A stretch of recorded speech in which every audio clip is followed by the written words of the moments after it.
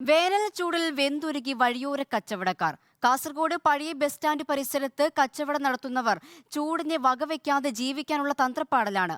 കാസർഗോഡ് നിന്നും അർജുൻ ഹേമ തയ്യാറാക്കിയ റിപ്പോർട്ട് കാണാം. ആരോഗ്യത്തെയും ഉപജീവനത്തെയും ഒരുപോലെ ബാധിക്കുന്ന വേനൽക്കാലത്തെ കച്ചവടങ്ങൾ.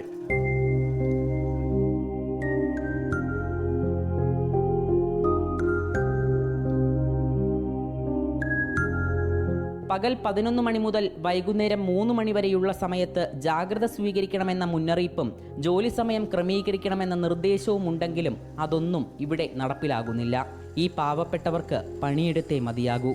ഈ പോലും വെയിലത്ത് ഒരു മനുഷ്യൻ നിൽക്കാൻ പറ്റില്ല. എനിക്ക് പോലും തല കറങ്ങുന്നുള്ളതാണ്. അത്രയും കഷ്ടപ്പെട്ടിട്ടാണ് നമ്മൾ നിൽക്കുന്നുള്ളത്. ഒരു നേരം അന്നത്തിൻ്റെ മുകളിൽ ഗതിയില്ല.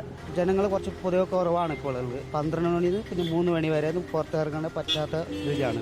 എൻ്റെ ഇപ്പോൾ ജീവിതത്തിൽ തന്നെ ഞാൻ ആദ്യമായിട്ടാണ് ഇത്രയും ചൂട് കാഠിന്യമായിട്ടുള്ളത്. പിള്ളേർ പോറ്റാൻ വേണ്ടി നമ്മൾ ജീവിക്കാൻ വേണ്ടിയിട്ട് വരുന്നതാണ്. ഒരു നേരത്തെ ആഹാരത്തിന് വേണ്ടിയിട്ടാണ്. അതിപ്പോൾ സഹിച്ചേ പറ്റൂ. കനത്ത ചൂട് കഴിഞ്ഞ 2 ആഴ്ചയായി സഹിക്കാൻ കഴിയുന്നില്ലെന്നാണ് കച്ചവടക്കാർ പറയുന്നത്. ഈ സൈഡ് വെയിൽ വന്നിട്ട് മുയത്തെ കയറിയിട്ട് ഇരിക്കും, അല്ലെങ്കിൽ താഴെ നിൽക്കും. ഈ ചൂടടിക്കുമ്പോൾ ജാസ്തി തടിയെല്ലാം കത്തുന്നു. ഉറക്കമില്ല, രാത്രിയിൽ എന്ത് തിന്നാനും കഴിയില്ല, അത്ര ചൂടുണ്ട്.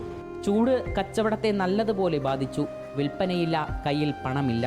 കർണാടകയിൽ നിന്നും എത്തിക്കുന്ന പഴവർഗ്ഗങ്ങൾ അന്നു തന്നെ വിറ്റുപോയില്ല എങ്കിൽ പഴകുമെന്നതും മറ്റൊരു പ്രതിസന്ധി. വാങ്ങാൻ ആളില്ലാത്തതും തിരിച്ചടി. ഫ്രൂട്ട്സ് അങ്ങനെ ഉണങ്ങാറില്ല, വരേണ്ട അവസ്ഥയുണ്ട്. പിന്നെ കുറേ സാധനങ്ങൾ ഇടാറില്ല. കുറേ സാധനം ഇട്ട് അത് രാത്രിയാകുമ്പോൾ വെറുതെ കൊടുക്കുന്ന പോലെ കൊടുക്കേണ്ടി വരും. അപ്പോൾ നമുക്ക് ഇവിടെ അതിൻ്റെ മുതൽ കിട്ടാൻ പറ്റൂല. ആരോഗ്യത്തിനല്ല അന്നത്തിനാണ് പ്രാധാന്യമെന്ന് തെളിയിക്കുന്ന മനുഷ്യജീവിതങ്ങൾ. കച്ചവടത്തിനിടയിലും കയ്യിലെ കുപ്പികളിൽ കൊണ്ടു നടക്കുന്ന ദാഹജലമല്ലാതെ ഈ പാവപ്പെട്ടവർക്ക് പ്രതിരോധിക്കാൻ എന്താണ് മാർഗം? Reporter Arjun Hema, in reporter, Kasaragod.